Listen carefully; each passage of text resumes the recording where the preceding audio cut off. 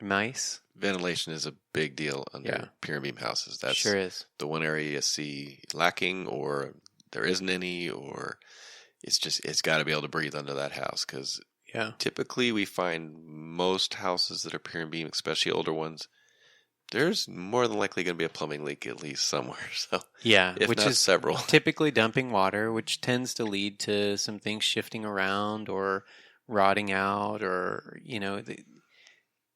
I guess what I'm saying is you tend to see more problems with the pier and beam houses, at least here, or at least we do. Is that because each of those piers can move independently? Yeah, so they you're can. going to have sagging or lifting on the beams depending on what's going on right there at the pier. Yep, that's exactly right. Yeah, one of them. The big thing you see there too is how is the pier making contact with the structure? Is it properly done? Is it wood? Is it metal? Plates? Are they tipping over? Are they leaning? Many issues that can happen under a house. So we call that character. The house has character when you walk through it. Yeah, that's right. As you're going uphill and downhill. And yeah. Anybody with a pier and beam house would know what I'm talking about there. Yeah, so. Definitely. Get the squeaky floors. Bill back. It's time for our smart home update. That is so... That makes me think of smart homes immediately. Doesn't it? Yes, that high-tech dial-up. The dial-up. Well, that's your kind of high-tech, Bill. Gosh, I remember those days, too. It's like, I am never going to get on there. AOL. This picture's going to take a week to download. We're not affiliated. 1 pixel at a time. So, Bill, I have something special for you today. Okay. We have talked in the past about smart appliances, smart ovens. We saw a smart refrigerator just yesterday, or a day before, I guess. Smart countertops. Scared me to smart death. Countertops. I thought they were looking at me from the TV when I turned around. I was like, I have a new smart device that's going to take your dumb cooktop and make it smart. I thought we did this one already. No. We did smart ovens. This is different. This is going to take your existing appliance and make it smart. Okay, I could have sworn we did this one. No, this is better. This is like retrofitting your dumb to smart. Taking your appliances to school. Yes, that's right. Think of it as taking your cooktop to school. So this is a device that actually fits underneath the knobs of your existing cooktop. I don't like any of this because all I hear is my wife going, I can't get my phone to hook up to the cooktop. I can't get. That's all I hear with all this stuff. So more problems. No, so this is actually, I actually like this one. So Bill, you're going to laugh. I may consider putting this in my house. No, you're not. No way. I'm seriously considering this. Is it going to keep your kids from destroying something? So here's what it does. They wouldn't even know it's there. Oh, it's secret. Here's what it does. It sits underneath the knobs of your cooktop, okay? And it's got a couple things in it. So first thing is it's got a smoke detector and a gas detector in it. So if the kids turn the knob but it doesn't light, it detects the gas and immediately shuts your burner down. So if I'm in the other side of the house and my 2-year-old comes over and he's playing with the knobs and he turns it, which is it paranoids my wife. She's paranoid. I understand that. Yes, your kids are a little crazy, so they can be at times. But we were just wanting to cook you breakfast. Yes, so my wife gets paranoid about them messing with the stove and different things. I completely understand your wife's thinking here. Yeah, and I do too. Right, so it does that. So if it detects the gas, boom, it shuts the stove down. If it detects smoke, which I know what you're thinking, Bill. You're thinking, well, gosh, it's going to shut down every time I cook. Pretty much, yeah. But that's you. Okay. Just got to stop cooking bacon. That's right. That's not going to happen. So, but no, if it detects smoke, then it's going to shut it down. And then not necessarily just the steam from cooking. Is this something you add to your current? Yes, you add it to your current stove. It just goes under the knobs, that's it? That's it. Goes under the knobs. Wow. So, get this. It's voice activated. So you can be across the kitchen chopping onions and you can say preheat the burner on the left on medium or whatever, and it'll fire it up for you. So you can have a pan sitting over there. How does it move the knob? I'm assuming it's got some kind of actuator in it. It sits underneath the knob. The other thing it does is you could be in the living room and you could tell it to adjust something up or down and it'll do it. Could be like, hey, Maytag. Yeah. Turn my burner on. That's right. Alexa's cooking dinner again.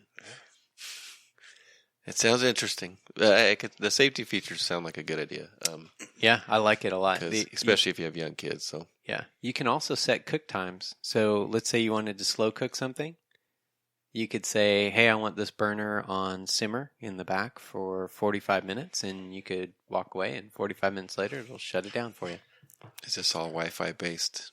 It is Wi-Fi based. It does have an app. You can look at the status of everything on your phone. We're going to need a lot of bandwidth in these houses. We're going to need a lot of bandwidth. So I just thought of something. So like you're cooking dinner and you're making spaghetti, but you realize you don't have any spaghetti in the house. Uh-huh. You could put the pot of water on the stove. Uh-huh. While you're at the store, have it turn on. Yeah. And so by the time you get back with the spaghetti, it's already boiling. Yeah, you absolutely could. If you have the smart fridge, it'll have already ordered that for you because it knows you're short of it in the fridge. I don't put spaghetti in the refrigerator. Only if you keep the spaghetti in your refrigerator. I'm just saying, if you run out of, you should never run out of anything again with the smart fridge. This is true. It'll tell you. And they can order it automatically and have it shipped to your door. There's no reason to leave the house. There really isn't. Yeah. No, there's not. Yeah, you could be a hermit in today's world pretty easily. Just what we need. Yeah, it's really sad. Or hermits. Really sad. Get out and do something. All right. Remember, you can always tweet at us at HouseFluent. You can use the hashtag MyHomeQuestion. We try and get to those on the show. You can find us on Facebook or Instagram or at housefluent.com. So, Bill, you ready to get to some client questions? Let's do it. Let's do it. All right. Question number 1. This is one we bumped into this week. My glass shower door opens into a bath bar. How big a deal is that, and what are some things I can do to address it? What is a bath bar? It's the thing you hang your towels on. Towel bar. Towel bar. Towel bar. I don't know. I thought maybe you had like scotch and vodka or something. No, I don't know. You said bath bar. It was a towel bar, and it was on the wall behind the door, the glass door, the all-glass door for the shower. And it opened right into the corner of the towel bar, the metal towel bar. I could see that being a bad thing. I mean, typically you're going to have towels on the towel bar, so the towel would probably cushion it from hitting it. Sure. But when you're inspecting a house and there's nothing in there and you go to open it and you hear that tink right on the corner, it gets your attention. Yeah, I'm sure it does. And I unfortunately picture teenager swinging the door open, and yes, it's tempered glass, so it's not going to shatter. It has a layer of film in between the glass. Right, yeah, it's like your windshield of your car. Yeah, so it'll still be expensive, but sure. So what are some things that somebody could do to address that? I mean, you could put in a door stop, just like a regular door, down at the bottom or on the wall to keep it from hitting the glass. Could move the towel bar. You could move the towel bar. In a lot of cases, their bathrooms are pretty small. You really don't have an option for that. Yeah. Remove the shower door. Remove the shower door. That's an option. Yeah, that is an option. Depending on the shower. Open it once really quick. That should take care of the problem too. Probably won't hit it again. Yeah. Rebuild it out of plywood. I think the only reason I even brought it up to him is on that house was just to let him know, hey, this could be an issue if someone were to swing this open. Just you may want to put a bumper on it or something on the corner. They have all those little bumpers now for like tables and corners and something along those lines. Just something to cushion it from smacking the glass. But all right. Question number 2: Are soaker hoses worth it for your foundation? That's a tough one too. That is a tough one. It all comes down to keeping it consistent, and that's where the problem comes up with all this because you can easily overwater your foundation. Also, everybody tells you run out and get soaker hoses and soak it, and it'll be all good. And you'll never have a problem. But you can lift your foundation just as easy as you can, having other problems caused from the soil movement. So you're swelling the soil. So a lot of the houses we look at too with sprinkler systems will have a drip line around the edge of the foundation. Mm-hmm. And it's really easy, just like you said, it's really easy to overwater there. And it's easy to underwater there. So it's kind of tricky.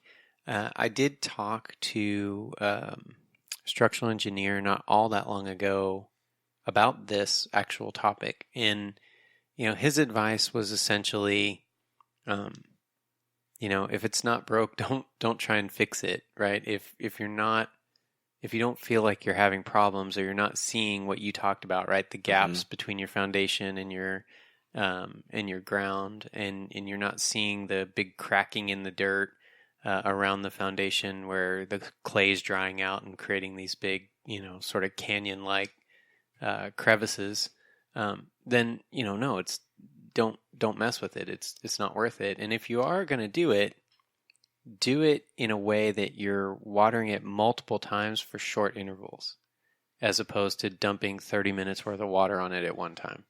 There are also companies now that will plumb around your house, and they can see the moisture level around your house from their office. Yeah. And they can control how much water your house gets around it. It's got probes in there that monitor the ground and the soil content and how much moisture's in it.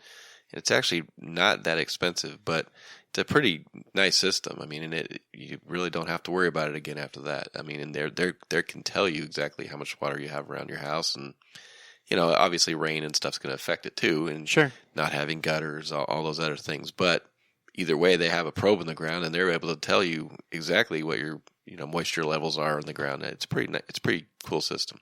Yeah. Hey, Bill, I remember a long time ago, early in our podcasting careers, you had a segment where you talked about getting a moisture meter and just being able to do that for yourself.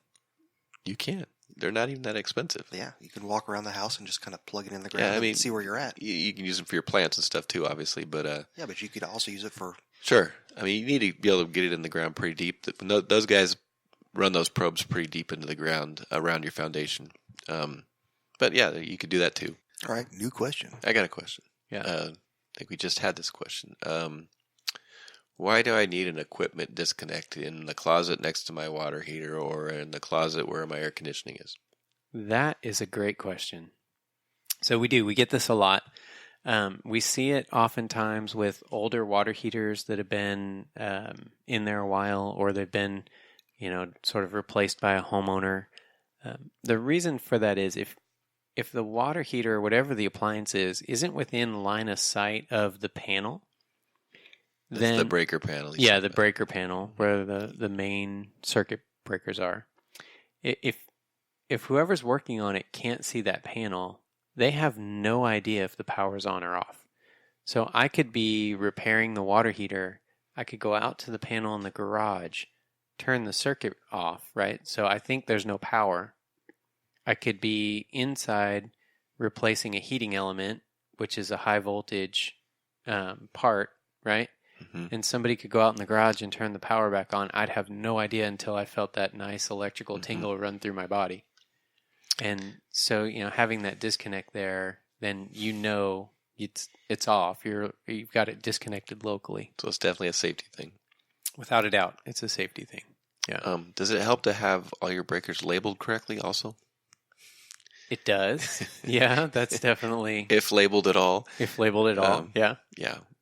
Or mislabeled is a good one too. But proper labeling is really nice to have on breaker panels. And just so you know exactly what stuff is. We've run into pieces of paper laying in there with some notes on it. That don't even match the stickers that are on the labels that are on. Sure. If you have an electrical panel that's you don't know what stuff is, it's definitely worthwhile to probably bring an electrician into your house and have them label everything correctly. If you could do it yourself, but just to be safe, we see it a lot where it's either not labeled at all or mislabeled. Or you get the conflicting labels. Conflicting labels also. Conflicting labels. Or nice. I even had this week where the breakers were taped over, or they tape one to keep it open or closed, but you can't even tell how many amps it is. You can't. It's just not safe. All right. Remember, you can always tweet at us at HouseFluent. You can find us on Facebook or Instagram or at housefluent.com. So, Bill, I'm going to give you, it's going to be Bill's choice today. I never get a choice. You get a choice today. So our friends over at Ratio, because we're Ratio certified professionals, we get access to some of their, informational pieces ahead of time. Sprinklers. Yeah. So I'm going to give you your choice. We're coming up on fall. Well, we're not coming up on fall. We're in fall. I'm going to give you a choice. Technically, we're in fall. According to the calendar. We've got a couple things we can talk about. We can talk about 5 steps to winterize your lawn from our friends at Ratio.